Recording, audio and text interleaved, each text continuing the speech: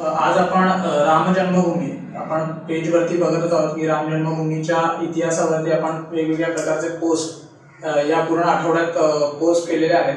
त्यानंतर अनेक प्रकारचे इतिहासात्मक पुरावे दाखले आपण तिथे देण्याचा प्रयत्न केलेला आहे.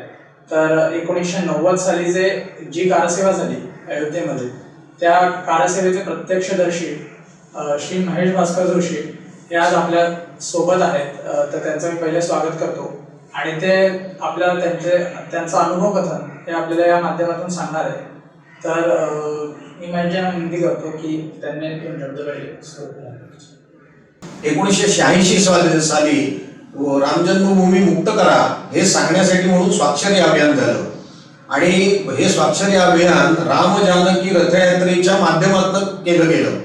याचा अधिक प्रभाव उत्तर भारतामध्ये होता, पण तरी देशभर अशा सह्या एकत्र करणं घेणं आणि ते सरकारला देणं अशी स्थिती आपण निर्माण केली होती. त्यावेळेला राजीव गांधी हे आपल्या देशाचे पंतप्रधान होते आणि हा जो जनजागृतीचा जो रेटा होता त्यावेळेला आपल्या देशात तयार झालेला, त्याला घाबरले म्हणून पंतप्रधान आणि त्यांनी रामलल्लाची कुलप उघडायला परवानगी दिली. तर तशी रामशिला पूजनाची पोथी पण बनवली काही गुरुजींनी आणि त्या पोथीच्या आधारे हे रामशिला पूजन केलं जायचं. त्यामुळे पहिल्या रचनेमध्ये असं ठरलं होतं की अयोध्येहून रामशिला येतील बनवून आणि त्याचं पूजन करून आपण त्या परत पाठवायच्या, पण ती स्थिती राहिली नाही. कारण देशामध्ये एवढ्या जणांनी डिमांड केली की स्थानिक शिला म्हणजे विटा या त्याच्यासाठी उपयोगात आणायला लागल्या आणि मग आपल्या इथली मिळणारी वीट ती आम्ही भगव्या वस्त्रात गुंडाळायचो आणि त्याला भगव्या पट्ट्या बांधून ती रामशिला पुजली जायची. काही ठिकाणी दगडाची रामशिला पण बनवली गेली, काही धनिक भागांमध्ये ही चांदीची रामशिला प्रतिकात्मक बनवली गेली आणि मोठ्या दणक्यात ही रामशिला पूजन हे त्यावेळेला झालं. आणि हा ज्याला म्हणून सेकंड माइलस्टोन म्हणता येईल की रामशिला पूजनाने देशातलं जे वातावरण बदललं की आपल्या देशातनं जवळजवळ सर्व गावांमध्ये रामशिला पूजन चा विषय पोचला. सगळीकडे पूजा झाली असेल असं नाही, पण आपल्या देशाव्यतिरिक्त 50 देशांमधनं ह्या रामशिला आपल्या इथे पूजा होऊन आपल्या मंदिरामध्ये लावण्यासाठी म्हणून आणल्या गेल्या. आपण करसेवेच्या माध्यमातून मंदिर निर्माण करू म्हणजे सगळ्यांनी त्याच्यात सहभाग द्यायचा, सगळ्यांनी हात लावायचा त्या कार्यक्रमात त्या कामात आणि म्हणून करसेवा म्हणताना त्याची कारसेवा झाली. म्हणजे कार लोकांना वाटतं कारसेवा म्हणजे आपल्या गाडीची सेवा करायची का, तर ती करसेवा आहे खरी आणि पण ती म्हटलं जातं त्याला कारसेवा. तर अशा कारसेवेच्या माध्यमातून 30 तारखेला त्या बैठकीत नक्की झालं की आपण 30 ऑक्टोबर 1990 प्रत्यक्ष तिथे मंदिर उभारण्याचं काम सुरू करायचं असं त्याच्यात ठरलं. 89च्या दिवाळीला ऑक्टोबरला कारसेवा होती, तर त्याच्या अगोदरची जी दिवाळी झाली त्या दिवाळीला प्रत्येक घरची पंटी देशातली काय त्यावेळेला किती 1 कोटी लोकसंख्या असेल काय, पण प्रत्येकाच्या घरी ही रामज्योतींनी पंटी लागावी असा प्रयत्न हा केला गेला आपल्या माध्यमातून. फॅन्टॅस्टिक कल्पना होती. म्हणजे प्रत्यक्ष राम जन्मभूमीच्या तिथे साधू संन्यासी संघाचे काही अधिकारी अशांच्या उपस्थितीमध्ये नॅचरली हा अग्नी प्रज्वलित केला गेला. होम हवन झाले त्या अग्नीच्या माध्यमातून. त्या अग्नीतनं इतर अग्नी प्रज्वलित करून ते प्रांतांमध्ये गेले, प्रांतांमधनं जिल्ह्यामध्ये गेले, जिल्ह्यांमधनं तालुक्यांमध्ये गेले आणि तालुक्यांमधनं गावांमध्ये गेले. आणि ही रामज्योत असं म्हटलं गेलं. माझ्याकडे अनेक वर्ष ती मशाल होती रामज्योत म्हणून, आत्ता मिळाली असती तर दाखवता आली असती. पण ही रामज्योत आपण ठाण्यात आल्यानंतर त्याच्यातनं अनेक रामज्योती बनवल्या म्हणजे पेटवल्या आणि असं दीप जलाके त्यावेळेला सगळ्यांच्या घरामध्ये आपण प्रयत्न केला की पहिली पंटी दिवाळीची ही रामज्योतीने पेटली जाईल. त्यामुळे रामज्योत यात्रा हा एक मोठा विषय हा त्यावेळेला आपल्या सगळ्या समाजात आपण केला होता.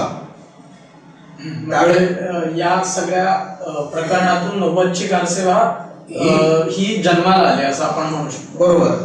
आणि त्यातून तुम्ही त्याच्याशी जोडला गेला आणि मग पुढचा जो प्रवास आहे म्हणजे तुमचा तिथे अयोध्येला जाणं आणि हे सगळे या सगळ्या गोष्टींमुळे झाल्या. म्हणजे 1984 ची धर्म संसद ते 90 पर्यंतचे हे जे वेगवेगळे कार्यक्रम जसे की यात्रा झाल्या, जसं तुम्ही सांगितलं शिलापूजन झालं, या सगळ्या कार्यक्रमातून जोडले गेला आणि मग ते 90च्या कारसेवेला झालं. तर 90च्या कारसेवेला तुम्ही जेव्हा अयोध्येमध्ये गेला तेव्हा तुमचा जाण्याचा प्रवास कसा होता आणि तुम्ही अयोध्येमध्ये पोहोचला का? कारण की तिकडचं वातावरण बघता आणि जे कानावरती पडले की ते तुमच्या तोंडून ऐकलेलं चांगलं, पण जे कानावरती पडले की तिथे जाणं खूप कठीण होतं. तर त्याच्याबद्दल तुम्ही तुमचा अनुभव सांगा.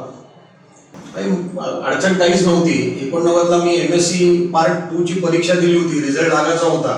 त्यामुळे राष्ट्रीय स्वयंसेवक संघाच्या माध्यमातून माझ्यावर जबाबदारी दिलेली नव्हती. माहिती नाही त्यावेळेच्या कार्यकर्त्यांनी काय विचार केला होता, पण मला बजरंग दलाची जबाबदारी द्यायची, कारण संघाच्या जबाबदाऱ्या एप्रिल टू एप्रिल असतात, पाडवा टू पाडवा, आणि मला बजरंग दलाची ही जबाबदारी दिली गेली.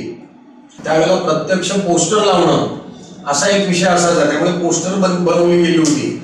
त्याच्यानंतर वॉल पेंटिंग करायचं, म्हणजे वेगवेगळ्या भिंती ज्या मोकळ्या आहेत त्या भिंतींवर आपल्या स्लोगन्स लिहायच्या, रामाचं चित्र काढायचं. असं रात्री जागून, कारण दिवसा सगळीकडे धावपळ गडबड असते, असं रात्री जागून आम्ही वॉल पेंटिंग करायचो. त्याच्यानंतर ट्रेनमध्ये जाऊन, थांबलेल्या ट्रेनमध्ये जाऊन पोस्टर लावायचो. आणि अशी आंदोलनात त्यावेळेला ही पद्धत होती, आता ती बंद झाली. पण अभियान आंदोलन करायचं तर पताका लावणं, पोस्टर लावणं, त्याच्यानंतर वॉल पेंटिंग करणं, भिंती रंगवणं ही सर्रास चालायची गोष्ट होती. अशा सगळ्या गोष्टी करत या अयोध्या आंदोलनाची तयारी, म्हणजे प्रत्यक्ष 30 तारखेच्या कारसेवेची तयारी ही होत होती. विश्व हिंदू परिषद म्हणून त्यावेळेला डॉक्टर सुधीर गंगाधर रानडे हे वैद्य आहेत आणि ते ह्या सगळ्या आंदोलनाचं ठाण्यातलं नेतृत्व हे त्यांच्याकडे होतं आणि त्यांच्या मार्गदर्शनाखाली आम्ही सगळे हा विषय ठाण्यामध्ये पूर्ण करत होतो. दर शनिवारी मारुतीच्या मंदिरात जावं, आपण सगळ्यांनी एकत्र भीमरूपी म्हणावं किंवा हनुमान चालिसा म्हणावा अशी सुद्धा एक रचना त्यावेळेला सगळ्या तरुणांना सांगितली होती. याच्यातनं कारसेवकांची मनस्थिती बनवणं असा विषय होता. आणि असं होत होत होत 24 तारीख आली. 24 तारीख हा त्यावेळेचा ज्याला म्हणू ना की अतिशय न विसरणारा दिवस. 24/10/1990 ह्या दिवशी आपल्या इथे एक श्रीराम मॅम शाळा कार्यालय आहे ठाण्यामध्ये, त्याचं एक मोठं मैदान आहे समोर. त्या मैदानामध्ये महामृत्युंजय यज्ञ हा केला गेला आणि जे जे अयोध्येला जाणारे होते अशा सगळ्यांना तिथे बसवलेलं होतं. अनेक साधू संन्यासी जे आसपासच्या मठ मंदिरांमधले होते ते आले होते. त्याच्यानंतर दशग्रंथी ब्राह्मण हे बसले होते आणि त्यांनी तो यज्ञ केला आणि त्या यज्ञातलं जे पवित्र पाणी आणि रक्षा ही आमच्यावर शिंपडली गेली आणि जिवंत परत या म्हणून आम्हाला सांगितलं गेलं. शरद पवार मुख्यमंत्री होते इथे.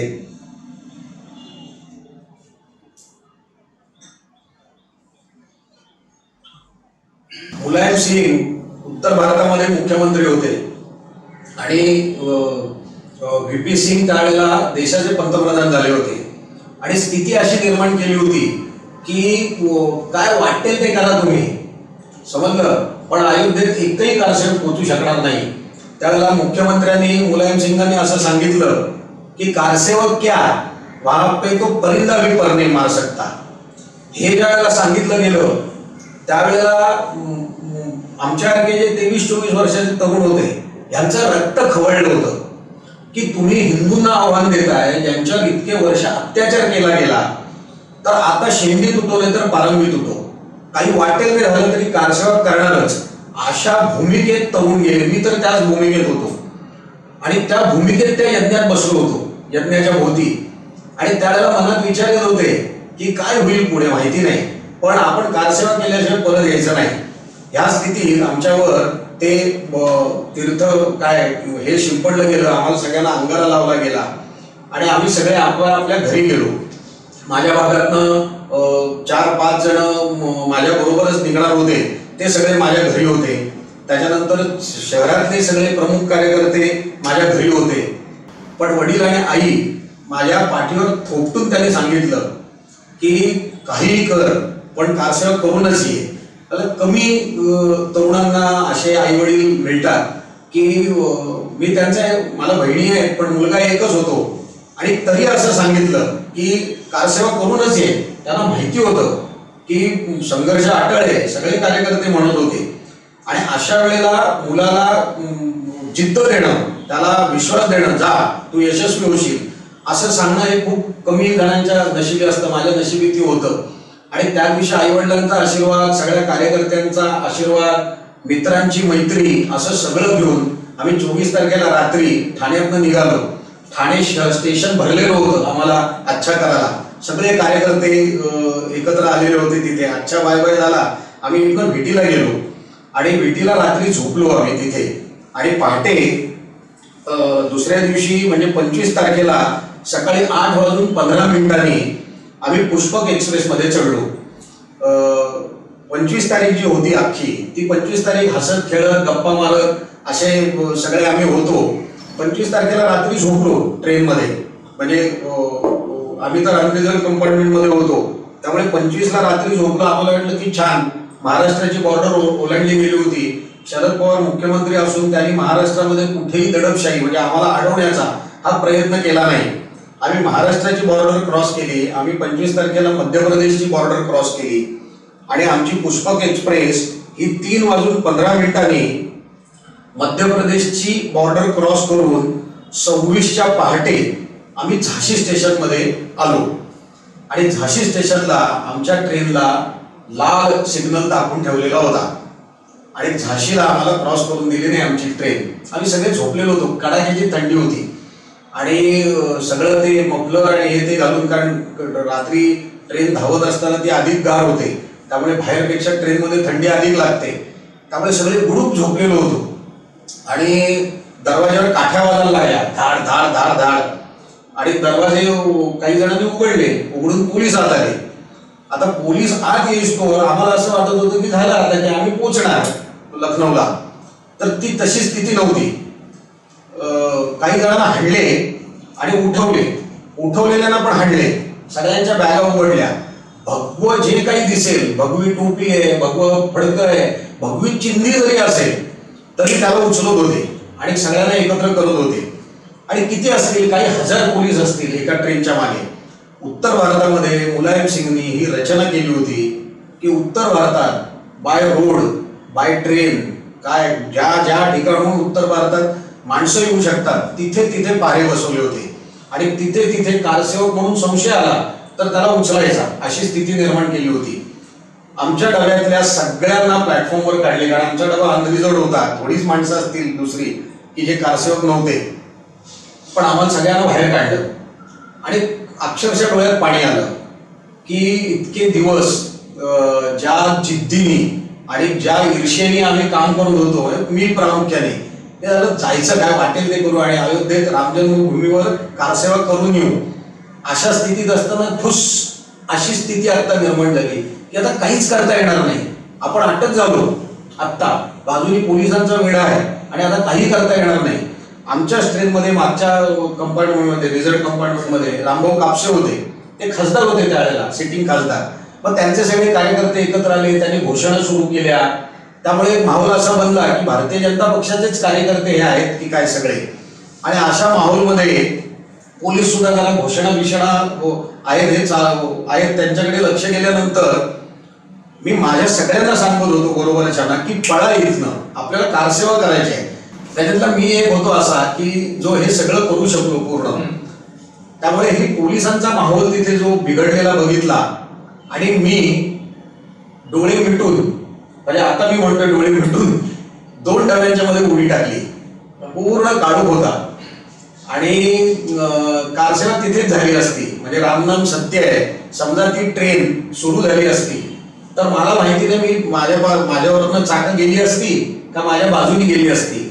मी जवळजवळ 1 ते सव्वा तास ह्या सगळ्या म्हणजे अख्ख्या ट्रेनचं झाडाझडती घेऊन ते सगळे कारसेवक एकत्र करून त्यांना एका रांगेतनं सगळ्या बाजूनी कडं करून सगळे टप्प्याटप्प्याने एकत्र घेऊन जाण्यासाठी जो वेळ जात होता तोपर्यंत मी त्या काळोखात खाली लपून बसलेलो होतो. अनेक डबे मोकळे झाले कारसेवकांचे, कारण भारतीय जनता पक्षाचे पण अनेक जण त्याच ट्रेननी प्रवास करत होते. रिझर्व्ह कंपार्टमेंटमध्ये कारसेवक आहेत काय ह्याची शोध केला गेला. असं सगळं करून तिथे पहिली चाळणी ज्याला म्हणून कारसेवकांना लागली. आता मी खाली होतो. थोड्या वेळाने एक सव्वा तासाने मी एक कानोसा घेतला की प्लॅटफॉर्मवर काय स्थिती आहे. तर प्लॅटफॉर्मवर पोलीस होते, काही डब्यांमध्ये पण पोलीस होते, पण मी बाहेर पडीन आणि डब्यात शिरीन अशी स्थिती निर्माण झाली होती. त्यामुळे मी देवाचे आभार मानले की मी इतक्या वेळ खाली काळोखात लपून बसलेलो असताना ट्रेन सुरू झाली नाही. मी प्लॅटफॉर्मवर आलो आणि ज्याला म्हणू की दक्कत बसून असा डब्यात शिरलो. डब्यात शिरल्यानंतर उजव्या बाजूची जी कंपार्टमेंट होती त्याच्यात पोलीस होते आणि डाव्या बाजूला मला कुठे पोलीस दिसला नाही, पण खिडक्या उघड्या टाकल्या होत्या.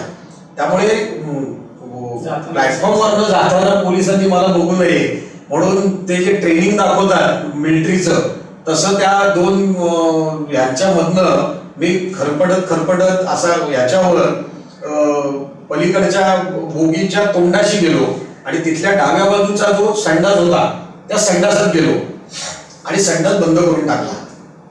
आणि तिथे ठरवलं की आता हा दरवाजा तोडेस्तोवर किंवा ही ट्रेन सुरू होईस्तोवर आपण काही संडासातनं बाहेर यायचं नाही. हे नक्की करून टाकलं होतं की तोडा, दरवाजा तोडून मला अटक करा, नाहीतर ट्रेन सुरू होऊन देत म्हणजे मी पुढे जाऊ शकेन. अशा स्थितीत मी ते जी पहिली चाळणी होती त्याच्यातनं बाहेर पडलो आणि माझा पुढचा प्रवास सुरू झाला.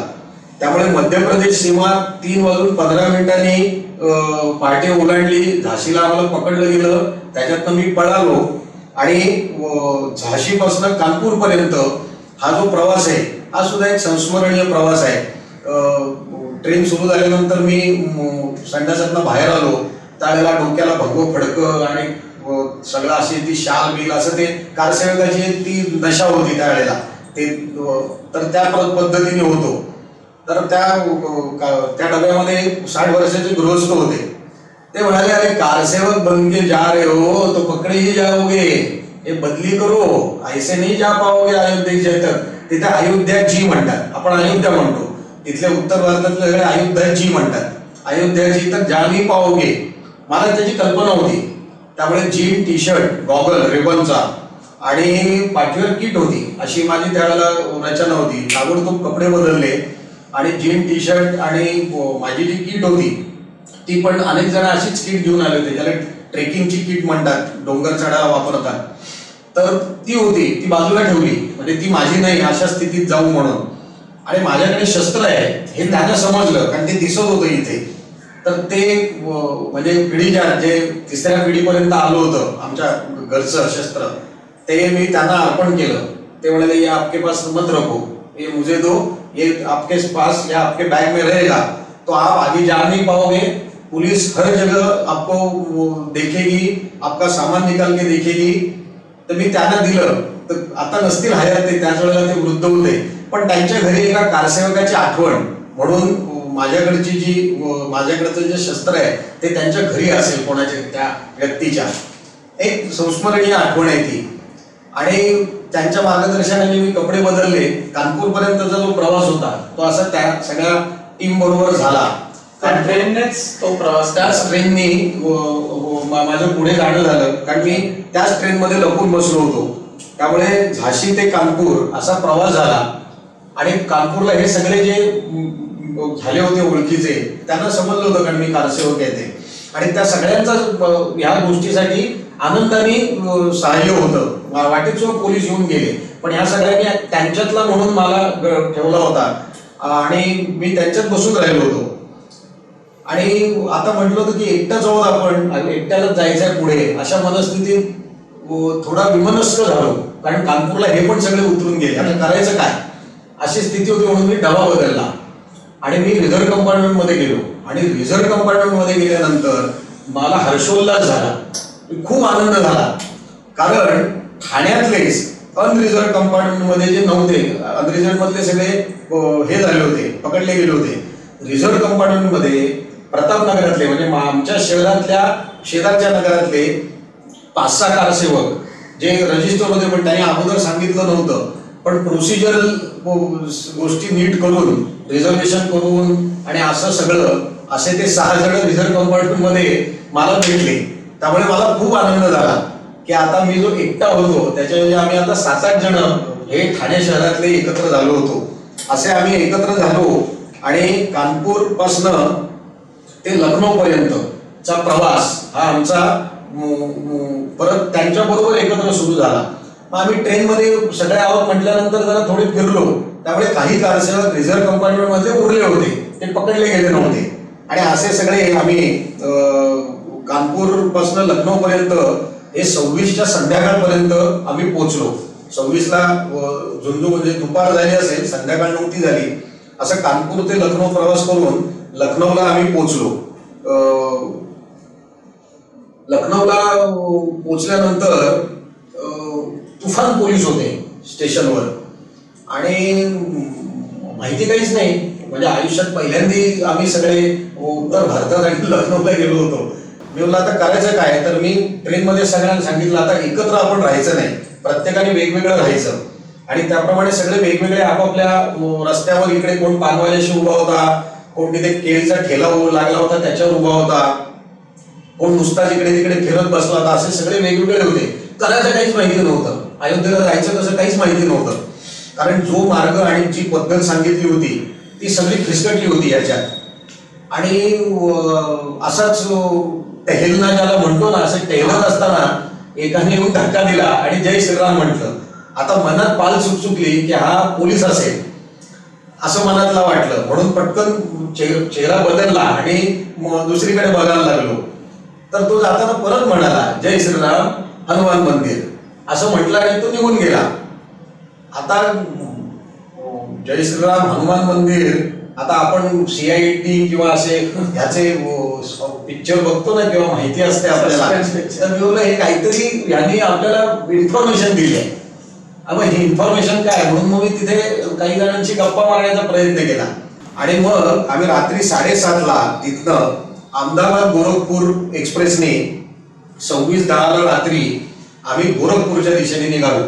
आता हा सगळा जो प्लॅन आहे हा उत्तर भारतातल्या कार्यकर्त्यांनी केलेला असणार की कुठं आलेले कार्यकर्ते कारसेवक कुठल्या दिशेने सोडायचे. पण आम्हाला सांगितलं होतं की तुम्हाला गोरखपूरला पोहोचायचं आहे.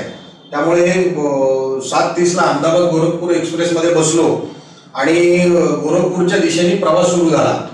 आम्हाला सांगितलं असं होतं की ह्या ट्रेनमध्ये पण अडवलं जाऊ शकतं, तिथे पण पकडले जाऊ शकतात. जिथं ट्रेन सुरू होते तिथे थांबते आणि जिथपर्यंत जायचं असतं तिथे थांबते, वाटेत कुठे थांबत नाही.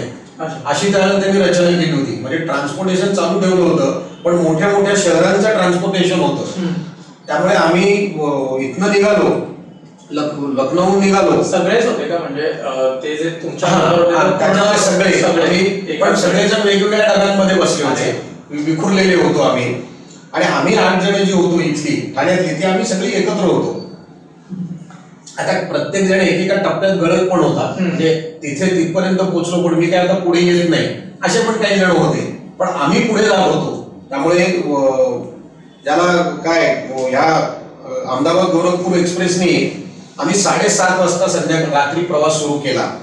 आणि त्याच्यात असं ठरलं होतं की गोरखपूरला आम्ही आमची आयडेंटिटी अशी म्हटली होती की ठाण्यात मी ज्या माउंटेनरिंग क्लब मधनं माउंटेनरिंग शिकलो तो चिल्ड्रन रॅमलर्स म्हणून एक क्लब होता. मुकुंद देवधर म्हणजे आमचे मित्र आहेत चांगले, एखाद्या वेळेस ते पण कधी काय बघती मुलाखत. तर मुकुंदजीने आम्हाला बेसिक कॅम्प पर्यंत शिकवलं होतं, हिमालयातल्या सगळ्या गोष्टी शिकवल्या होत्या. तर आम्ही आता चिल्ड्रन रॅमलर्सचे सभासद होतो. हा, आणि आम्ही गोरखपूरच्या इन्स्टिट्यूट मध्ये शिक्षण घ्यायला जाणार होतो. त्यामुळे आम्ही आता तिथे ट्रेकर माउंटेनिअरिंगचे स्टुडंट झालो होतो, सगळे तरुण होतो. आणि एक रचना अशी केली होती त्याच्यात की ट्रेनचे लाईट कोणी बंद करायचे, ट्रेनची चेन कोणी खेचायची आणि गोरखपूरला कसं उतरायचं, वेळ पडली तर चालत्या ट्रेनमधून उडी मारायला लागली तर तशी मारायची का, अशी सगळी चर्चा झाली होती आमचं दुर्दैव असं होतं की आमच्या ट्रेनमध्ये एक मिलिटरीचा माणूस होता आणि तो कम्युनिस्ट विचारसरणीचा होता असं मला त्यांच्याशी गप्पा मारल्यानंतर जाणवलं त्यावेळेला. पण त्याला पटवला आम्ही, म्हणजे मी त्याच्याशी गप्पा मारत होतो आणि सुरुवातच केली, यार हे हैरान करके रखा है कारसेवकों ने, हमें वो जाना है गोरखपुर के इंस्टीट्यूट में और सब जगह हमें पकड़ रहे हैं क्योंकि हम तरुण है, असं तसं याला म्हणू की बोलबच्चन दिली होती त्यांना आणि तो तसा हे झाला होता. पण त्याच्या विचाराने अयोध्या आंदोलन आणि तिथे मंदिर उभारणं हा सगळा पोरखेड होता, हे मूर्खपणा आहे सगळा, अशी त्याची मनस्थिती होती आणि त्याला मी हवा देत होतो. त्यामुळे तो खुश होता माझ्यावर. आणि हे होत असताना परत ट्रेन थांबवली गेली, परत पोलीस आले, परत सगळ्यांची तपासणी झाली. पण ह्या तपासणीमध्ये ना आमच्याकडे शस्त्र होतं, ना आमच्याकडे भगवं वस्त्र होतं, ना आमच्या तोंडात रामनाम होतं. कारण आपल्याला इप्सित साध्य करायचं असेल तर काही वेळा आपली खरी आयडेंटिटी ही विसरायला लागते. ती खरी आयडेंटिटी विसरून आम्ही सगळे तिथे बसलेलो होतो. त्यावेळेला हा मिलिटरीचा माणूस आमच्या कामी आला आणि त्याने, यार वो हम कब से बात कर रहे हैं उनसे, वो इधर जा रहे हैं, वो हिमालय के भी 2 जगह के इसमें जो उनका बेसिक कैंप हुआ है उसका भी बता रहे थे. आम्ही पहिल्या ज्या गोष्टी सांगितल्या होत्या मी त्यांना सांगितल्या. आम्ही त्याच्यात निघालो. त्याच्यात एक हुशार पोलीसवाला होता. तो बोलला, इधर से निकलोगे आगे तो पकड़े ही जाओगे, अब तो पहुंच नहीं पाओगे, असं त्याने सांगून तो उतरला होता. तो डाऊट आलेला होता. पण गंमत अशी आहे की ज्यावेळेला ट्रेन सुरू झाली, परत मधलं कुठलं स्टेशन मला तर स्मरत नाही, पण तिथे थांबवली होती या पोलिसांसाठी. का मला वाटतं वाटेतच थांबून पोलीस चढले होते. पण ज्या वेळेला ट्रेन सुरू झाली आणि आम्ही बाजूला बघितलं, खुश झालं होतं की चला आता आम्ही सुटलो, तर बाजूला पोलिसांनी उतरवलेले शेकडो कारसेवक होते. म्हणजे आमच्या ट्रेनमध्ये जे चढले होते त्यांना पकडून घेऊन चालले होते. त्यामुळे ही दुसरी चालवण होती की जिथनं कारसेवक कमी केले गेले. आणि असं करत करत त्या आम्हाला मिलिटरीच्याच अधिकाऱ्यांनी सांगितलं, अभी जो आहे वो गोरखपूर दिख रहा है, देखो लाईट दिख रहे दूर से. तर ते दुरून आम्हाला गोरखपूरचे स्टेशनचे लाईट दिसत होते. आणि जसं स्टेशन जवळ यायला लागलं तशी जंगलांमधनं माणसं बाहेर यायला लागली ट्रेनच्या भोवती आणि सगळे जय श्रीराम जय श्रीराम असं ओरडायला लागले. आता आम्हाला समजे ना की हे नक्की काय आहे. प्रत्यक्ष गोरखपूर स्टेशन मध्ये गाडी गेली आणि हळूहळू हळूहळू होत जितके कारसेवक उरले होते त्या सगळ्यांना उतरवलं, खरं सांगायचं तर त्या ट्रेनवाल्याने. आणि तिथनं ती गाडी परत स्पीड पकडून पुढे गेली. आता आम्ही सुद्धा ह्या चालेल ट्रेन मधनं त्यावेळेला उड्या मारल्या. आणि हा मिलिटरीचा जो मित्र झाला होता आमचा, तो तोंडात बोटं घालून बघत होता की हे सुद्धा त्यांच्यातलेच होते आणि आपल्याला हे उल्लू बनवला होता. पण ते करणं आवश्यक होतं. आणि तो बघत राहिला खिडकीत. आम्ही त्याला अच्छा करून गोरखपूरला पळालो तिथनं. आता तिथनं ह्याच्यावर उतरल्यानंतर हे जे सगळ्या दोन्ही बाजूनी जंगलातनं बाहेर, जंगल का म्हणायचं, कारण ट्रेनच्या भोवती सगळा काळोख असायचा. आता तिथे किती झाडं होती काय माहिती नाही, पण तिथनं बाहेर आलं की ट्रेनच्या प्रवासात माणसं दिसायची बाजूला. तर ही सगळी माणसं प्लॅटफॉर्मवर आली होती. तर चलो जय श्रीराम, आपके इंतजाम के लिए आए हम. आणि मग समजलं की आपलं स्ट्रक्चर कसं काम करतं. त्यामुळे गोरखपूरमध्ये प्रत्यक्ष तिथल्या भागात आमची रचना केली होती. तिथे पण मंदिर, मोठं मंदिर, अशांमध्येच त्याची रचना केली होती. आओ जाओ, पहिले स्नान करो, खाना खाओ, सगळी व्यवस्था तिथे केली होती. गोरखपूरच्या रेल्वे स्टेशनवरती पोलीस आणि यांचं हे नव्हतं, तर कारसेवक होते. बरोबर. आता हा मी विसरत होतो ते सांगायला. हा प्रश्न आम्ही विचारला त्यांना, तर ते म्हणाले की गोरखपुर में अगर पुलिस को जिंदा रहना है तो हम जो कहेंगे वो उनको सुनना पड़ता है. तो कारसेवकों को उनको हाथ नहीं लगाने का, गोरखपुर के बाहर जो करना है वो करो, अशा स्थितीमध्ये तिथे हे कार्यकर्ते होते. आणि माझ्या पुढच्या वर्णाला ऐकाल की खूप हिंसा पण झाली तिथे, करायला लागली कारसेवा सिद्ध करण्यासाठी म्हणून. त्यामुळे तिथल्या नागरिकांनी स्पष्ट सांगितलं होतं, हमारे ताबे में जो कारसेवक रहेंगे वो हम आगे तक भेजेंगे, आप उनको कुछ भी नहीं करोगे असं सांगितलं होतं. त्यामुळे गोरखपूर स्टेशनला एकही पोलीस नव्हता. हे सगळे पोलीस अगोदर थांबले होते पकडायला. त्यामुळे असं त्या आम्हाला उतरवून त्यांनी निवासाला नेलं. तिथे आंघोळ झाली, जेवण झालं आणि मग तिथे सगळे गावकरी होते, अजून काही ठिकाणून कारसेवक जमले होते. असे आम्ही सगळे तिथे गप्पा मारत बसलो होतो. त्यानंतर 3 गोष्टी तिथल्या नागरिकांनी आम्हाला सांगितल्या. ही गोष्ट आहे 27ला 26च्या रात्रीची, 26ला रात्री. तर तिथे 3 गोष्टी त्यांनी आम्हाला सांगितल्या की कारसेवा तो होने वाली आहे. तर कशी आता एवढ्या सगळ्या झमेल्यांमध्ये कारसेवा होणार कशी? तर ते म्हणाले की 3 अच्छी चीजें घट चुकी है. उसमें से एक जो है वो आपको जाने के लिए तकलीफ नहीं, क्योंकि सरयू जी की उपनदियां ये सूख गई है, तो वो आप पार कर सकते हो. दूसरी, अयोध्या जी के आसपास के जो सब जंगल है उसमें से सब बंदर अयोध्या जी में इकट्ठा होने शुरू हो गए, यानी वो भी कार सेवा करेंगे. जैसे आप हो वैसे सब बंदर भी इकट्ठा आने शुरू हुए. माहिती नाही त्यांचे काही तिथे ठोकताळे होते उत्तर भारतातल्या नागरिकांचे. आणि तिसरा जो विषय होता तो होता अयोध्या जी चारों ओर से कारसेवकों से घिरी हुई है आणि अयोध्या जी में भी बहुत सारे कारसेवक शुरू से उपस्थित है. आता असा काय म्हणतात ना की मनाला बरं वाटलं, हुरूप आला की आपण तर पोहोचू, पण आपण नाही पोहोचलो तरी कारसेवा होणार आहे. अशा स्थितीत त्या दिवशीच्या रात्र गेली. त्या दिवशी रात्री मी पत्र लिहिलं घरी. ते पहिलं पत्र होतं घरनं निघाल्यापासून. आता मोबाईल आहे, इंटरनेट आहे, वेगवेगळ्या प्रकारची संपर्काची माध्यम आहेत. त्यावेळेला काहीही नव्हतं. तुम्ही पत्र लिहा, नाहीतर पोस्टात जाऊन फोन करा. सर्वसाधारण नागरिकांकडे पण लँडलाईन नव्हत्या, त्यामुळे पोस्टात जाऊन तार करणं किंवा फोन करणं हेच करता येत होतं. त्यावेळेला आम्ही पत्र लिहिलं की मधल्या सगळ्या बॅरियर्स या पोलिसांच्या अडचणी पार करून आम्ही 7 जण ठाण्याचे हे गोरखपूरमध्ये आहोत आणि इथनं आता 150-200 किलोमीटरवर ही अयोध्या आहे आणि तिथे आम्हाला पायी जायचं आहे. त्यामुळे ह्याचा सगळा पुढचा प्रवास हा पायी करायचा होता. आणि 26ला रात्री झोपलो, सगळ्या एकत्र बसलो, रामरक्षा म्हटली, हनुमान चालिसा म्हटला, मारुती स्तोत्र म्हटलं आणि सगळे झोपलो. आणि मग दुसऱ्या दिवशी सकाळी गोरखपूरवासियांनी आम्हाला तिथे पद्धत अशी होती, एका गावाच्या टप्प्यातनं दुसऱ्या गावाच्या टप्प्यात आम्हाला हँडओव्हर केलं जायचं.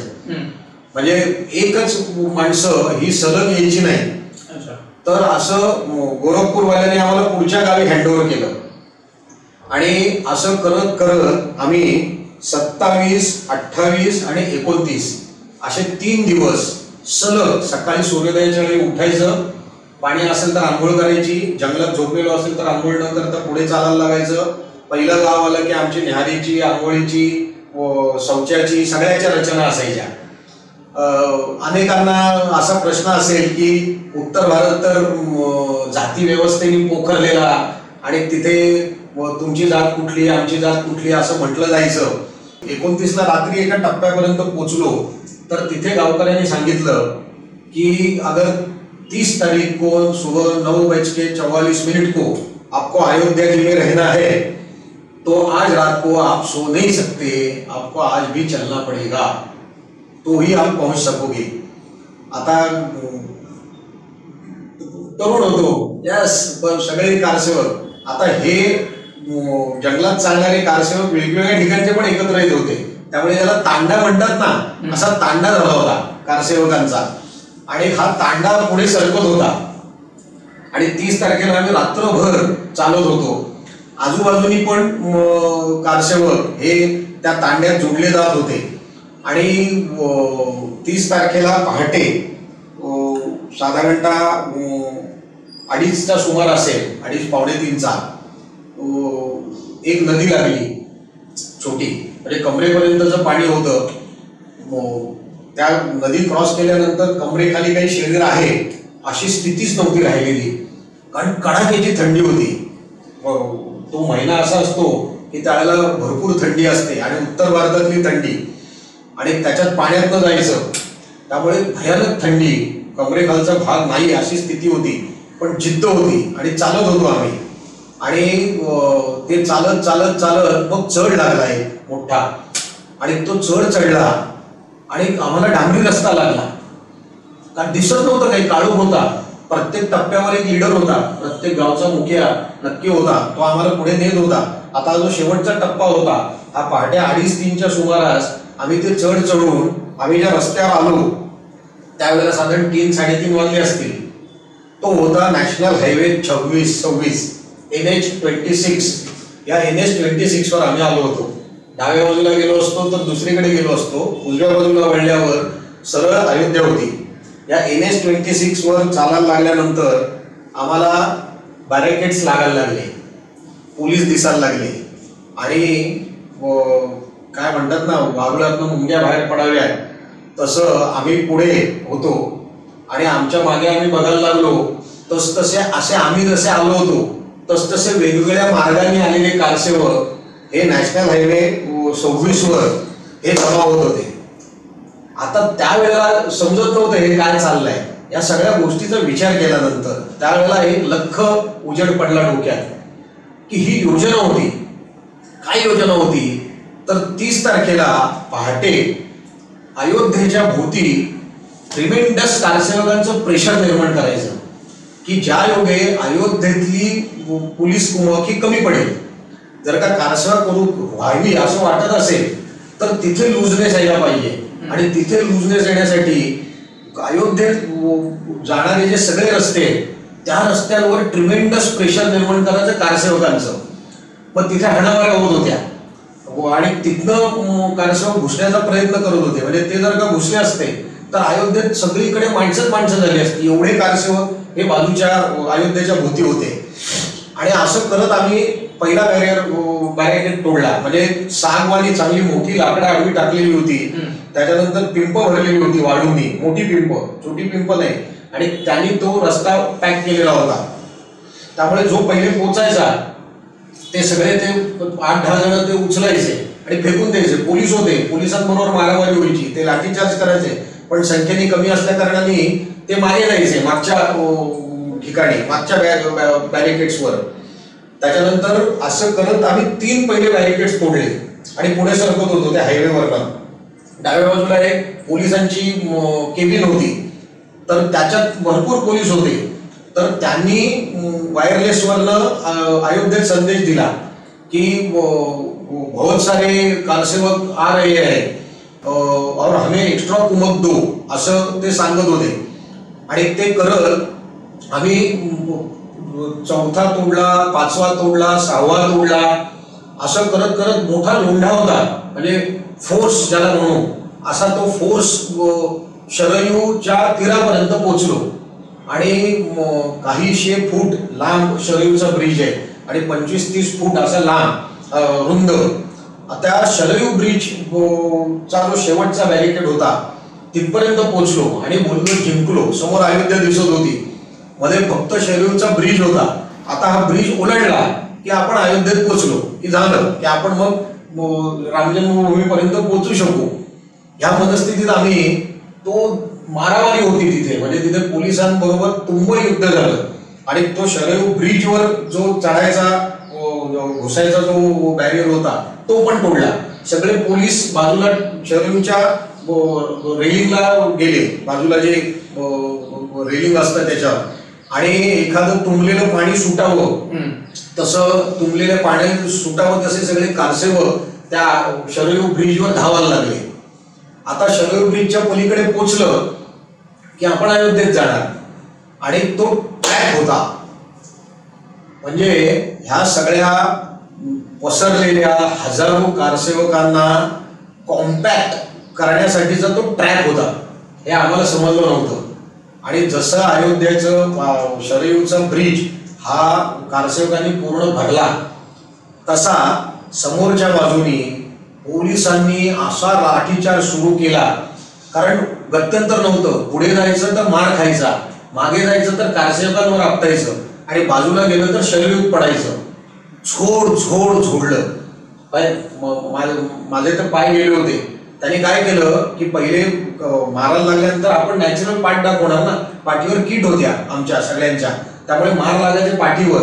मग त्यांनी काय केलं, त्यांनी बसून मारायला सुरुवात केली आणि मग बसून मारल्यानंतर खाली म्हणजे ढुंगरावर तर लागायचं, मांडीवर लागायचं किंवा खाली पोटरीवर मार लागायचा आणि मग बिथरले कारसेवक. एक तर रात्रभर चाललेले होते, म्हणजे 29ला सकाळी चालायला लागल्यापासनं 30ला पहाटेपर्यंत चाललेले होते आणि मग तिथे मार खाल्ला. वेडे वाकडे कारसेवक एकमेकांवर पडले, धावले, तरी काही घुसत होते पुढे. फायरिंग केलं त्यांनी तिथे. म्हणजे अयोध्येतलं पहिलं फायरिंग हे 2 तारखेला नाही झालंय. अयोध्येचं पहिलं फायरिंग शरयू ब्रिजवर झालं. त्याच्यात काही जण प्रेत पडली तिथे, म्हणजे प्रत्यक्ष शूटआउट तिथे माणसं कारसेवक पडले. असंघटित हिंदू ज्याचा म्हणून त्याचं उदाहरण हे तिथे शरयू ब्रिजवर जो मिळेल तसा पळत होता. काही जणांनी शरयू उड्या टाकल्या, तिथे पण बोटी होत्या आणि सगळा तिथर बिथर करून टाकलं त्याने. आता मागे सरकल्यानंतर धाप लागली होती, दम लागला होता, रात्रभरचं जागरण होतं. तर असं असताना एक जण बोंबलत आला.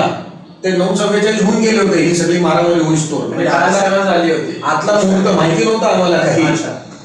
तिथे आम्ही मारामारीच करत होतो आणि एक जण म्हणाला क्यों इधर दंगा कर रहे हो, वो देखो उधर धुआं आ रहा है अंदर से, अयोध्या जी से, वहां तो कार सेवा हो चुकी है, असं त्यांनी सांगितलं. आम्हाला माहिती नव्हतं काही. आम्ही म्हणजे प्रत्यक्ष ब्रिजच्या बाजूला गेलो, कारण मध्ये काही मंदिरं वगैरे होती ती दिसत नव्हती. थोडं बाजूला गेल्यानंतर दिसलं की तिथे धूर येतोय म्हणून. तर तो कसला धूर काही कल्पना नाही. पण हे होत असताना यांनी फायरिंग केलं आणि फायरिंग केल्यानंतर जी माणसं मारली गेली तर त्याने अनेक कारसेवक हे बिथर म्हणजे हे झाले, काय म्हणतात ना, हिंसक झाले. आणि वर्णन आहे म्हणजे मी याच्या संबंधातलं जे लिखाण करून ठेवलेलं आहे 90 साली की 2 बस, 6 जिप्सी, त्याच्यानंतर 3 जीप ह्या आम्ही तिथे जाळल्या. आणि पोलिसांना ज्याला म्हणून ना प्रखर विरोध अयोध्येत घुसण्यासाठी म्हणून हा तिथे झाला. शरयू ब्रिजवर पहिलं रणकंदन झालं आणि अयोध्येत घुसण्यासाठी कारसेवकांचं बलिदान पण पहिले शरयू ब्रिजवर झालं. आणि हे सगळं होऊन फायरिंग झालं. तिथे बुलेट, रबर बुलेट्स पण मारल्या गेल्या. पोलिसांबरोबर मोठा संघर्ष झाला, पण त्याच्यातनं काही निष्पन्न होत नव्हतं. आणि त्याच्यात ह्या माणसाने सांगितलं की कारसेवा झाली म्हणून थोडे कारसेवक पण स्थिरावले.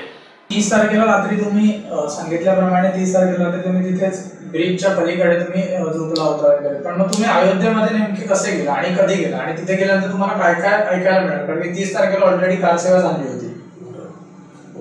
30 तारखेला सकाळची सगळी हाणामारी झाल्यानंतर आम्हाला ह्या तीरावरची लोक काही म्हणत होती की कारसेवा झाली आहे म्हणून. कारसेवा तर हो गेली आणि आम्हाला त्याच्यावर विश्वास बसत नव्हता. त्यावेळेला काही कम्युनिकेशनची साधनं नव्हती. त्यामुळे मग आम्ही दुपारी 3:30-4च्या सुमारास रेडिओला रेंज आली. आम्ही रेडिओ काही जणांनी घेतले होते बरोबर आणि मग रेडिओ लावला तर त्याच्यात जाहीर करत होते पंतप्रधान, स्टेटचे मुख्यमंत्री की कारसेवा होईही नाही असं ते सगळ्या बातम्यांमध्ये आणि या गोष्टींमध्ये सांगत होते. त्यामुळे खूप दुःख मनात घेऊन आम्ही 30 तारखेला तिथे झोपलो की आपण स्वतः घुसू शकलो नाही. काय झालंय माहिती नाही, फक्त धूर लांबणं दिसतोय. अशा स्थितीत शरीर थकलं होतं. त्यामुळे 30 तारखेला तसेच झोपलो. 31ला पहाटे उठलो, कडाक्याची थंडी होती आणि मग 31 तारखेला आजूबाजूच्या गावांमध्ये जाऊन प्रत्यक्ष शरयू पार करण्यासाठी म्हणून काय करता येईल याचा प्रयत्न सुरू झाला. 26-27 तारखेला पोलिसांनी पैल तीरावर म्हणजे इकडच्या तीरावरच्या ज्या सगळ्या नावा होत्या त्या फोडून टाकल्या होत्या. म्हणजे त्या वापरता येऊ नयेत कारसेवकांना किंवा त्या नागरिकांना म्हणून. तर नागरिकांनी काय केलं होतं, प्रत्यक्ष 26-27ला फोडून टाकल्यानंतर 30 तारखेची हाणामारी बघितल्यानंतर त्याने 31ला म्हणजे 30ला आणि 31 तारखेला दिवसभरात त्याच्यातल्या जितक्या रिपेअर करता येतील तितक्या रिपेअर करण्याचा प्रयत्न केला होता. आणि अशा नावेमधनं आम्ही 31 तारखेला काळोख पडल्यानंतर आम्ही शरयू पार करण्याचा प्रयत्न सुरू केला. मी प्रयत्न का म्हणतोय, कारण आमच्या अगोदर एखादीच नाव गेली असेल आणि आमच्या नंतर कोणीच जाऊ शकलं नाही. कारण 30 तारखेच्या कारसेवेला जो फोर्स म्हणून लावलेला होता सगळ्या आपल्या बाजूच्या सीमांवर, तो जसजसं 30 तारखेचा 9/44चा मुहूर्त गेल्यानंतर अनेक कारसेवक हे परत पण गेले होते आणि अयोध्येत पोहोचणारे कारसेवक त्यामध्ये कमी होते आणि NH जो मी म्हटलं 26 NH 26 हा त्या मनाने बऱ्यापैकी मोकळा झाला होता. त्यामुळे बाहेरनं मग उत्तर प्रदेशमधनं त्या ठिकाणी येणं हे शक्य झालं होतं 31 तारखेला संध्याकाळपर्यंत. आणि 31 तारखेला आम्ही नावेत बसलो आणि मोठं पात्र आहे आणि साधारणतः ग्रामीण भागातली जी स्थिती आहे तिथे की त्या पात्राच्या बाजूला जी सुकी जागा असते तिथे प्रातःविधी आणि इतर सगळ्या गोष्टी चालतात. काळोख असल्या कारणाने आम्ही ते सगळं तुडवत हे नावेपर्यंत गेलो होतो. जिथे नाव होती त्या नावेत आम्ही ठाण्यातले 6-7 जण जे होतो ते आम्ही बसलो. त्या नावाड्याने आम्हाला पैल तीरावर न्यायच्या अगोदरच बघितलं तर BSF ची लोक ही पलीकडे गस्त घालत होती आणि किनाऱ्यावरनं कारसेवक क्रॉस करू नये म्हणून त्यांनी फ्लड पण लावून ठेवले होते आणि त्यांची गस्त चालू असल्या कारणाने त्यांनी आम्हाला सांगितलं की आम्ही आगे का आप देखो, म्हणजे ह्या बाजूला रेतीचं पात्र, त्याच्यानंतर मध्ये पाणी आणि पाण्याच्या पलीकडे परत रेती, म्हणजे रेतीचं पात्र, अशी सगळी मिळून शरयू होती त्यावेळेला. पावसाळ्यामध्ये एखाद्या वेळेस पूर्ण भरून वाहत असेल ती, पण पहिले रेती मग पाणी परत रेती. तर त्यांनी पाणी होतं तिथपर्यंत आम्हाला सोडलं आणि त्याने सांगितलं आता पुढे तुम्ही जपून काय करायचं ते करा. स्थिती अशी त्यावेळेला झाली होती की हा नावाडे त्याची बोट घेऊन तर गेला निघून, आता ना आम्हाला पलीकडे जाता येईना ना आम्हाला सरळ जाता येईना कारण समोर पोलीस होते. आम्ही साधारणतः 2.5-3 तास हे त्या रेतीमध्ये बसून होतो, झोपून होतो, लपून होतो, काही म्हणू त्याला. पण जिथपर्यंत म्हणजे प्रत्यक्ष अयोध्येच्या तीरावरचे पोलीस जात नाही तिथपर्यंत आम्हाला तिथेच थांबणं भाग होतं. आणि जसं शेलार मामाने मागच्या दोऱ्या तोडलेल्या होत्या असं म्हणू की मागे बोट नव्हती, आता शरयू पोहून परत जायला लागलं असतं मागे. पण तसं नव्हतं मनात, अयोध्येत जायचं हेच नक्की होतं. आणि BSF ची राऊंड झाली, त्याच्यानंतर अधिक काळोख झाला, म्हणजे रात्र झाली होती चांगली. त्याच्यानंतर मग न दिसता परत तेच मिलिटरीच्या ट्रेनिंग मध्ये जसं केलं जातं तसं फरफटत झोपून लपत काळोखाचा फायदा घेत आम्ही शरयूच्या पैल तीराच्या रस्त्यावर आलो. आणि तिथे रस्त्यावर आल्यानंतर आम्हाला बघितलं रस्ते सुन्न होते, एकही म्हणजे चिटपाखरू नव्हतं रस्त्यावर, अशी स्थिती होती. आणि ब्रिज आपल्या शरयूच्या पात्राशी उजेड जरी असला तरी प्रत्यक्ष रस्त्यांवर काही फार उजेड होता असं नव्हतं. तर तिथे पण एक समोरचा दरवाजा किलकिला झाला आणि आओ आओ असं सांगितलं गेलं. तर पोलिसांच्या राऊंड होत होत्या, तर आओ आओ म्हटल्यानंतर आम्ही घुसलो त्याच्यात. आता त्यावेळेला आमच्या पायात बूट होते, हे सगळे खाण झाले होते, म्हणजे पात्रातनं चिखलातनं घाणीतनं त्या प्रातःविधीचा सगळा घाण पण चिकटलेली असणार त्याला. अशा स्थितीत आम्ही घुसलो त्याच्यात सगळे आणि त्याने दरवाजा बंद करून घेतला. आता आत घुसेस तो समजत नव्हतं की आपण कुठे घुसलोय.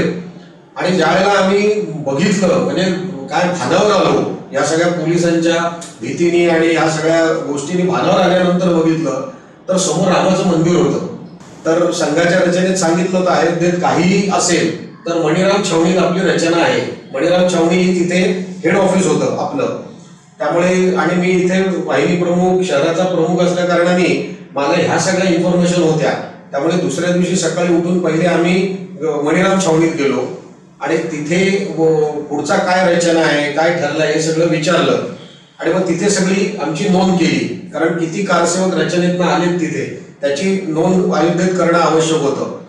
तिथे मणिराम छावणीत गेल्यानंतर 2-3 गोष्टी ह्या समजल्या. त्याच्यातली सर्वात पहिली गोष्ट समजली होती जी रात्री की कल कारसेवा हुई वो प्रतीकात्मक थी लेकिन कारसेवा हुई. जहां पे बताया जा रहा था कि परंदा भी पर नहीं मार सकता वहां पे कारसेवक चढे और वहां पे झेंडा गाड़ के आए, एवढं आम्हाला रात्री समजलं होतं. पण हे झालं कसं, कशा पद्धतीने झालं हा एक प्रश्नच होता आणि त्याची बरीच माहिती ही मणिराम छावणीत मिळाली. त्यामुळे मणिराम छावणीत एक समजलं की काय म्हणतात त्याला रामाचीच कृपा होती आणि म्हणून ते होऊ शकलं.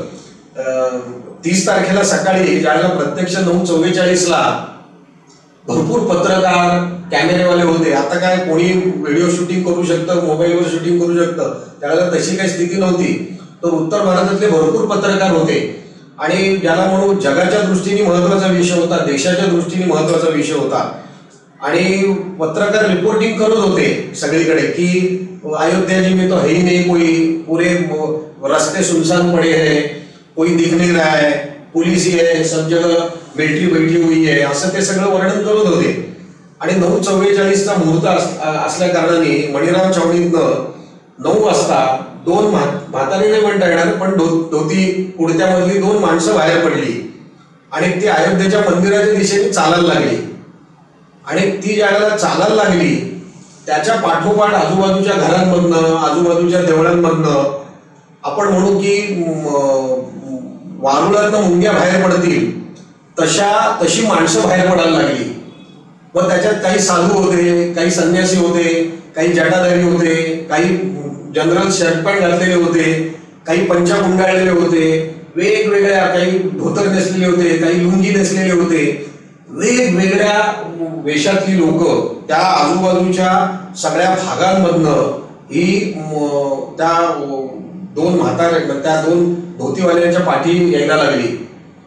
लोक अवर्णनीय म्हणतात अशी स्थिती होती ती की जिथे कर्फ्यू लगा हुआ है, मिलिट्री बैठी हुई है, रास्ते सुनसान आहे, आणि मग ही माणसं आली कुठनं. आणि ज्यावेळेला हे ऐकत होतो त्यावेळेला समजलं की गोरखपूरला रात्री जे सांगितलं की अयोध्या कारसेवकांचे भरी हुई आहे, त्याचं प्रत्युत्तर यायला लागलं की हे सगळे आत होते, लपून बसलेले होते, आत सगळेजण शांत बसून राहिले होते. कारण प्रत्यक्ष ज्या वेळेला घुसायचं होतं याच्यात अयोध्येत त्यावेळेला आपला उपयोग झाला पाहिजे. आणि एक त्याच्यात जाणवलं की परप्रांतातले प्रत्यक्ष 30 तारखेला आत किती असतील हा एक मोठा संशोधनाचा विषय राहू शकतो. कारण उत्तर भारतातले आजूबाजूचे रचनेतनं अगोदरपासून तिथे जाऊन ठेवलेले असेच कारसेवक अधिक असण्याची शक्यता आहे. कारण आमच्यासारखे परगावचे जे सगळे प्रवास करून परप्रांतातले पोचले तर ते बॉर्डरला अधिक फोर्स लावण्यासाठी झाले. त्यामुळे मणिराम छावणीत असं समजलं की खुद हनुमान जी आए थे कारसेवा सुरू करने के लिए. आता तिथे हे आहे काय म्हणतात ना की सगळ्याच क्रेडिट हे रामजीना द्यायचं, हनुमानजीना द्यायचं, सीता मैया को देने का, अशी तिथे पद्धत आहे आणि ते योग्य आहे.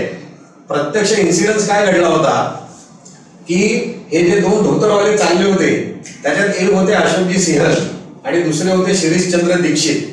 हे शिरीषचंद्र दीक्षित हे तिथले पोलिसातले सर्वात मोठे अधिकारी होते. ते काही महिन्यांपूर्वी रिटायर झाले होते आणि ते विश्व हिंदू परिषदेचे कार्यकर्ते होते. अशोकजींबरोबर त्यांची चांगली मैत्री होती आणि त्यांच्याकडे विश्व हिंदू परिषदेची जबाबदारी पण होती. अशोकजी सिंहल कहा आहे हे कोणालाही माहिती नव्हतं तोपर्यंत. ज्या 30 तारखेला 30 ऑक्टोबरला ज्या वेळेला ते मणिराम छावणीतनं बाहेर पडले त्याच वेळेला सगळ्यांना समजलं की अशोकजी अयोध्येमध्ये पोहोचलेले होते. कोणालाही माहिती नव्हतं आणि ह्या सगळ्या गोष्टींचं नेतृत्व हे अशोकजी सिंहल करत होते. अशोकजी सिंहल संघाचे प्रचारक पण विश्व हिंदू परिषदेचे महामंत्री होते. आणि ते दोघे पुढे चालतायत आणि मागणं हे सगळे कारसेवक मुंग्या वारुळातून निघतील तशा मागे मागे आणि हजारो कारसेवक अयोध्येच्या दिशेने कूच करत होते. जसं शरीर ब्रिजवरची स्थिती होती तशीच आत होती. सगळीकडे बॅरिकेड्स होते, ते तोडून पुढे जाणं भाग होतं. पोलीस लाठीचार्ज करत होते. असं करत करत हे पुढे जात असताना एक लाठी ही अशोकजींच्या डोक्यात लागली आणि अशोकजींच्या डोक्यातनं भळाभळा रक्त यायला लागलं.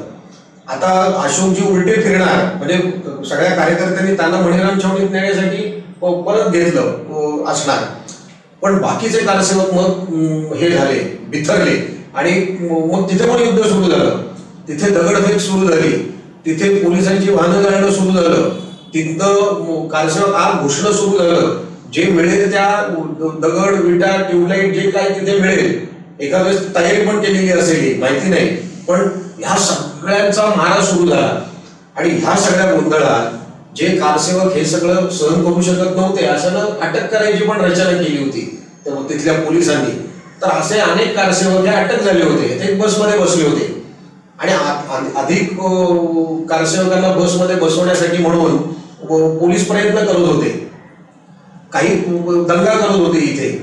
त्याच्यात एक साधू महाराज अटक केलेल्या बस मधल्या जे कारसेवक आहेत नव्हती काही माहिती नाही, पण त्या साधूंनी ती बस सुरू केली आणि सुसाट ज्याला म्हणतात अशी सरळ चालवायला सुरुवात केली, घुसवली. त्यामुळे हे जे सगळे बॅरिकेड्स होते, म्हणजे जे आम्ही शरयू ब्रिजवर लाकडी बांबू आडवे टाकलेले होते, असे धाड उडवत ते घुसले, ती बस घुसली आत. आता पोलिसांना बस अडवता येणं शक्य नव्हतं, बस समोर गेले तर चिंता होईल. पोलीस लाठ्या मारत बसवर त्याच्या मागे धावत सुटले. आता हे दंगा करणारे होते सगळे कारसेवक, त्यांना आयता रस्ता मिळाला. बस पुढे धावतीये, त्याच्यावर काठ्या आपटत पोलीस धावत आहेत आणि त्याच्या मागून हजारो कारसेवक घुसले त्या बस मागोमाग आणि ते चौफेर अयोध्येच्या ढाच्यांवर चढले. चौफेर त्या ढाच्यावर चढले. कोण होते माहिती नाही, अनेक जण अनेक कल्पना करतात, पण त्याच्यातल्या काहींनी जाऊन, म्हणजे मला माहिती आहे, आठवत आहे की त्या मधला जो गुंबज आहे त्याच्यावर त्यांनी मधल्या ठिकाणी काठी रोवली. त्या काठीला खरा ध्वज पण नव्हता, म्हणजे पताका ज्याला म्हणतात, ती नंतर दिली आणि मग ती पताका लावली. आम्हाला ओलं राहायला सांगितलं होतं. आता मी विज्ञानाचा विद्यार्थी आहे, पण ह्याच्या मागचं कारण काय हे काही समजायला मार्ग नव्हता की हे का करायचं. म्हणजे काय म्हणतात ना की फणस सोलताना हाताला तेल लावायचं आणि मग फणस कापायचा, म्हणजे त्याचं चिकटपणा हाताला चिकटत नाही हे माहिती होतं, पण चुना तोंडाला लावून काय होणार आहे ह्याची काही कल्पना नव्हती. खिशात चुनखडीचे दगड होते, खायला आधीमध्ये आम्हाला खडीसाखर दिली जात होती. आम्ही कायम ओले राहू याचा प्रयत्न केला जात होता.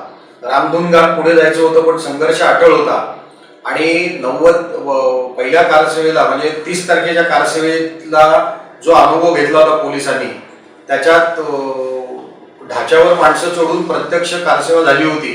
त्यांना ती कुठल्याही परिस्थितीत 2 तारखेला करून द्यायची नव्हती. आणि त्यामुळे जसजसा हा मॉब कारसेवकांचा पुढे सरकायला लागला तसा त्याने अश्रुधूर मारायला सुरुवात केली. त्यावेळेला रेलिव्हन्स समजला की आम्हाला चुना का लावलेला होता. या चुना लावून तो जर का ओला ठेवला गेला तर त्याच्या ज्या फ्युम्स बनतात, त्या फ्युम्समुळे अश्रुधुराच्या फ्युम्सचा डोळ्यावरचा परिणाम हा होत नाही आणि डोळे जळजळणं, लाल होणं आणि समोरचं न दिसणं, या अश्रुधुरामुळे जे होतं की माणसं पळून जातात तिथनं, ते खूप कमी प्रमाणात झालं. आमच्यासारखे जे तरुण होते तर त्यांनी अजून त्याच्यात एक युक्ती काढली की शरीर ओलं राहावं म्हणून आम्हाला गोणी दिल्या होत्या ओल्या करून, की त्या पांघरा किंवा ठेवा. तर आम्ही त्या गोणींचा उपयोग केला. आता दूरवर पोलीस असायचे, मध्ये मॉब होता, आम्ही पुढे सरकत होतो आणि ते त्या दूरवरनं त्यांच्या बंदुकीतनं अश्रुधूर मारायचे. डोंकण दिशा आवाज यायचा आणि तो असा ओ हा धूर ओकत हा आमच्या वर यायचा. मग आपण पतंग पकडायला जसं एकीकडे आकाशाकडे बघत किंवा क्रिकेट खेळताना उंच बॉल मारला गेला तर कॅच जसा घेतला जातो तसा आम्ही त्यात गोणी घेऊन त्या वर्ण येत असलेल्या अश्रुधुराच्या कांडीखाली जायचो. काही पकडल्या जायच्या, काही फुटायच्या आणि ती त्या गोणीत झेलायची आणि गोणीत झेलल्यावर कर बंद करून ती बंद केलायचो आणि बाजूच्या गटारामध्ये ती टाकायचो.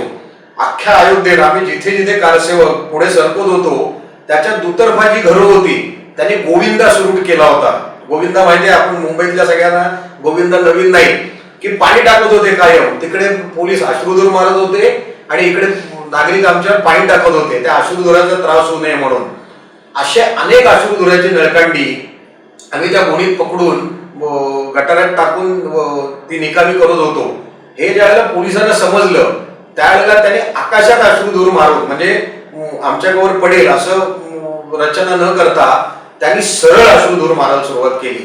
म्हणजे बुलेट फायरिंग हा नंतरचा विषय होता. प्रत्यक्ष अश्रुधुराचं नळकांड येऊन मारलं, लागलं अंगावर आणि कारसेवक मेले किंवा त्याच्यात घायल झाले. अशी सुद्धा अनेक उदाहरणं ही 2 तारखेच्या कारसेवेच्या वेळेला घडली. आणि ती सगळी तयारी केलेली होती. असं करत सगळे कारसेवक रामधून गात, रामनामाचा जप करत हे पुढे पुढे जात होते. पोलिसांनी अडवल्यानंतर आम्हाला प्रत्येक टप्प्यानंतर एक प्रमुख कार्यकर्ता असायचा, म्हणजे असणार, जो सूचना देत होता. आणि मग आम्हाला बसायला सांगितलं. आम्ही सगळे बसून रामधून गात होतो. आणि परत कसं आहे की रामधून गाणं एवढ्या दूर जाऊन कारसेवेच्या मनस्थितीत पोचून तिथे फक्त रामधून गात राहणं याच्यासाठी एक मनस्थिती लागते, ती सगळ्यांची असते असं नाही की. आणि ते तसंच झालं. त्यामुळे काही जण घुसायचा प्रयत्न करत होते, धक्काबुक्की झाली. माझी तर स्थिती अशी होती की मी तो धक्काबुक्कीच्या मनस्थितीतला कारसेवक होतो, म्हणजे भजन करायला गेलो नव्हतो. तर पोलिसांची बंदूक रोखली कशी जाते समोर, त्याचा एक मोठा अनुभव या 2 तारखेच्या सकाळी आला. म्हणजे सगळे तितर होते, माझ्या बरोबरचे पण माझ्या बरोबर होते असं नाही. शरयू ब्रिजवर पायांची हालत झाली होती, भरपूर लाठीचार्ज झाला होता, त्यामुळे पाय दुखत होते. पण इथली मस्ती ज्याला म्हणू की कारसेवेत घुसायचं आहे, अयोध्येत प्रत्यक्ष मंदिरावर जायचं आहे, ह्या मनस्थितीत पोलिसांबरोबरचा दंगा करत आत घुसण्याचा प्रयत्न करत असताना पोलिसांनी बंदूक रोखली, म्हणजे फायरिंग साठी म्हणूनची. पण का कोणास ठाऊक फायरिंग नाही केलं त्यांनी. तोपर्यंत आजूबाजूच्या कारसेवक पण एकदम आले आणि त्या पोलिसावरच हल्ला म्हटली जायची. त्या हनुमान गडीत बेफाम फायरिंग झालं. आम्ही गोळ्यांचे आवाज ऐकले आणि त्या गल्लीच्या तोंडाशी पहिलं प्रेत बाहेर येताना दिसलं. तर मी होतो, मी पण धावत गेलो त्या प्रेत उचलायला म्हणून. आणि तिथे दृश्य जे बघितलं की हनुमान गडीमध्ये तुंबळ युद्ध झालं होतं. आपल्या कारसेवकांनी पोलिसांबरोबर युद्ध झालं होतं. पोलिसांनी ओपन फायरिंग केलं होतं आणि त्या ओपन फायरिंग मध्ये अनेक कारसेवक हे मृत्युमुखी पडले होते, रामलल्लाला प्यारे झाले होते. आणि ह्यांचा प्रयत्न असा होता मुलायम सिंगच्या पोलिसांचा की हे सगळ्यांना समजू नये. त्यामुळे त्यांनी हे एक डंपर ज्याला म्हणू, असा मोठी गाडी डंपर असाच लावलेला होता तिथे आणि त्याच्यात ती प्रेत उचलून टाकणं म्हणजे ठेवणं असं चाललं होतं. आणि आपले कारसेवक जे आम्ही सगळे होतो ते प्रयत्न करत होतो ती प्रेत आपल्या ताब्यात मिळावी. तर अशी काही प्रेत ही आपण उचलून ही मणिराम छावणीत नेण्याचा प्रयत्न केला.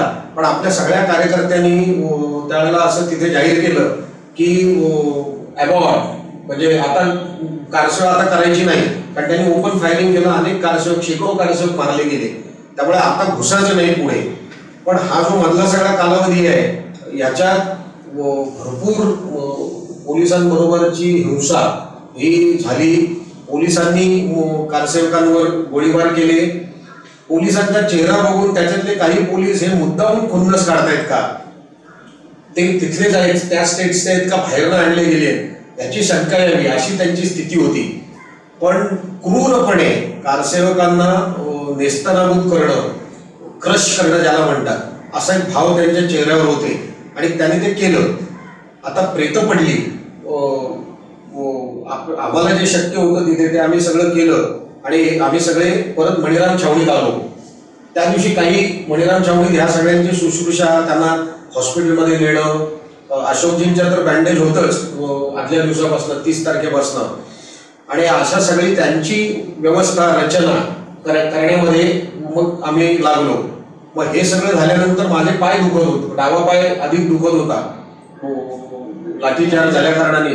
ते आठवलं, म्हणजे युद्धजन्य स्थितीत तहानभूक हरपली जाते, ती हरपलेली तहानभूक परत आली आणि मला पण जाणवलं की आपल्या पायाला लागलाय. मग आम्ही पण डॉक्टरांकडे गेलो. तर तिथे त्यांनी ज्या आवश्यक मलमपट्टी होती ती केली माझी. त्याच्यात सांगितलं तुझे लिगामेंट स्प्रिंग झाले आहेत डाव्या पायातल्या त्या मारामुळे, त्यामुळे त्याची ट्रीटमेंट घ्यायला लागेल. आता ती काही ट्रीटमेंट देता येणार नाही, आता फक्त बँडेज बांधलं जाईल त्याच्यावर, असं तिथे सांगितलं गेलं. आणि मणिराम छावणीत संध्याकाळची त्यांची बैठक झाली असेल. दुसऱ्या दिवशी आम्हाला सांगितलं की हे जे सगळे मृत कारसेवक झालेले आहेत त्या कारसेवकांच्या आत्म्याला शांती मिळण्यासाठी म्हणून 6 तारखेला यज्ञ होणार आहे तिथे, आणि तो यज्ञ करून सगळ्या कारसेवकांनी जावं अशी त्यांनी विनंती केली होती. तर आमच्यात चर्चा झाली की 2 तारखेला जे करायचं होतं, म्हणजे प्रत्यक्ष ढाच्यापर्यंत नाही पोचलो, पण ढाच्यापर्यंत पोचण्यासाठी जे जे करणं आवश्यक होतं ते तनमन धनपूर्वक केलं होतं. म्हणजे त्याच्यात कुठे कसूर ठेवली नव्हती. कारसेवा करण्याचा पूर्ण प्रयत्न हा त्याच्यात केलेला होता. आणि त्या मनस्थितीत ठरवलं की आता एवढे आलेलोच होत तर आपल्या सहकारी कार्यकर्ते जे राहिले नाहीत एखाद्या वेळेस आम्ही पण असतो त्याच्यात मृतांमध्ये, तर त्यांना श्रद्धांजली वाहूनच इथनं निघू. आणि मग तो यज्ञ झाला. मग त्याला रिस्पॉन्स म्हणा किंवा व्ही.पी. सिंगांनी त्याच्या पंतप्रधानांनी सांगितलं असेल की अगोदरच मृत झालेत अनेक कारसेवक, तर अजून मारामारी न होता मग आम्हाला दर्शनाची परवानगी मिळाली. तर या सगळ्यामध्ये अशी एक गोष्ट ऐकली की कोठारी बंधू नावाचे जे स्वयंसेवक होते कोलकात्यातले, त्यांची एक गोष्ट यानंतर खूप प्रचलित झाली आणि ती मेन म्हणजे 92ची कारसेवा जी झाली. म्हणजे एकतर पहिले तर 92ची कारसेवा का महत्वाची होती आणि त्याच्यात त्या कोठारी बंधूंच्या याचं योगदान काय होतं? आता 90च्या कारसेवेमध्ये जे अनेक कारसेवक हे रामलल्लाला प्यारे झाले, तर त्याच्यामध्ये संघरचनेमधनं त्यांचं खरं नाव राम लक्ष्मणच होतं, पण कोठारी बंधू म्हणून ते नंतर हे झाले. हे संघाचे स्वयंसेवक कार्यकर्ते होते आणि कारसेवेला म्हणून आले होते. आणि प्रत्यक्ष हनुमानगडीमध्ये जी युद्ध आणि त्याच्यानंतर जे फायरिंग झालं त्याच्यात दुर्दैवाने हे दोघेही बंधू हे गोळीबारामध्ये मृत झाले. आणि एकाच घरातले दोघे कारसेवक मृत होण्याची ती मणिराम छावणीतली अयोध्येतली ही एकच घटना आहे. आणि त्यांचे काका बरोबर होते आणि हे कलकत्त्यातले निवासी होते कोठारी, आणि त्यांचे काका आणि आजूबाजूचे सगळे कारसेवक असे मिळून ते आले होते. म्हणजे आता आपण या तुम्ही जे प्रसंग सांगितला तो इतका भयंकर होता की आताच अंगावरती काटे ऐकतानाच अंगावरती काटे आले. आणि मला तर खात्री आहे की प्रेक्षक पण जेव्हा ऐकतील हे सगळं की त्यांच्या पण अंगावरती काटे येतीलच.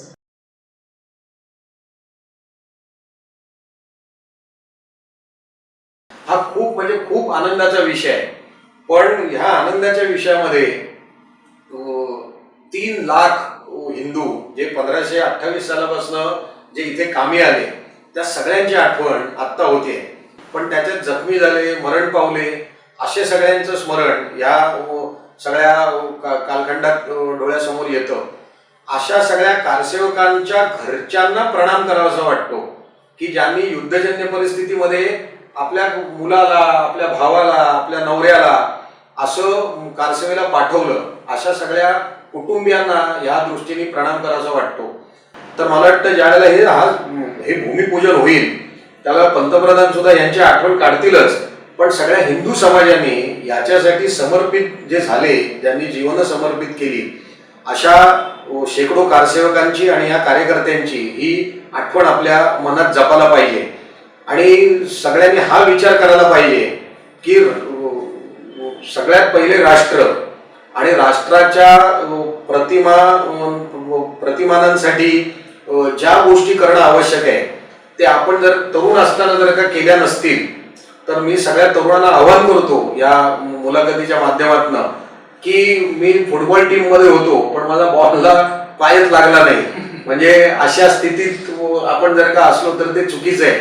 हा देश परिवर्तनाच्या वळणावर आहे आणि संधिकाल चालू आहे. म्हणजे आता उत्थानाच्या दिशेने आपण जात असताना रामाचं मंदिर बांधलं जात आहे. अशा अनेक गोष्टी एखाद्या वेळेस घडू शकतील देशात. त्याला तरुणांनी असा विचार करायला पाहिजे की ही जी गोष्ट होते किंवा घडते किंवा घडण्याचा प्रयत्न केला जातोय ती देशाच्या उपयोगाची आहे का, आणि ती जर का देशाच्या उपयोगाची असेल तर त्याच्यात मी असलो पाहिजे. आणि मी जर का त्याच्यात नसेल तर मी करंट आहे, मी तरुण आहे, मी करू शकतोय ते. म्हणजे आता जसं कोविड-19 च्या महामारीमध्ये अनेक तरुण बाहेर पडले आणि त्यांनी समाजाची सेवा केली. आवश्यकता होती. अशा वेळेला जो घरी बसलेला होता तो कठीण, म्हणजे असं असू नये. ज्या वेळेला समाजाला आवश्यकता आहे माझी त्यावेळेला मी समाजासाठी उभा असणं, अशी महाविद्यालयीन विद्यार्थी तरुणांनी आणि जे शारीरिकदृष्ट्या सबळ संपन्न आहेत, आता म्हातारपणाच्या दिशेने झुकलेले नाही आहेत, अशा सगळ्यांनी विचार करून राष्ट्र सर्वतोपरी देशाच्या उपयोगी येणारं जे काही असेल ते करण्यासाठी नेहमी सिद्ध असावं. मला वाटतं ह्या सगळ्या अयोध्या आंदोलनाचा जो सारांश आहे तो म्हणजे आपण नित्यसिद्ध राहणं हिंदू समाजाने. मला वाटतं हे जर का लक्षात ठेवलं तर या मुलाखतीचा फायदा होईल. हा व्हिडिओ तुम्हाला कसा वाटला हे कमेंटच्या माध्यमातून आम्हाला कळवा आणि अजून अनेक कार्यक्रमांसाठी लाईक करा आणि शेअर करा. अविरत थोडं सोशल. धन्यवाद.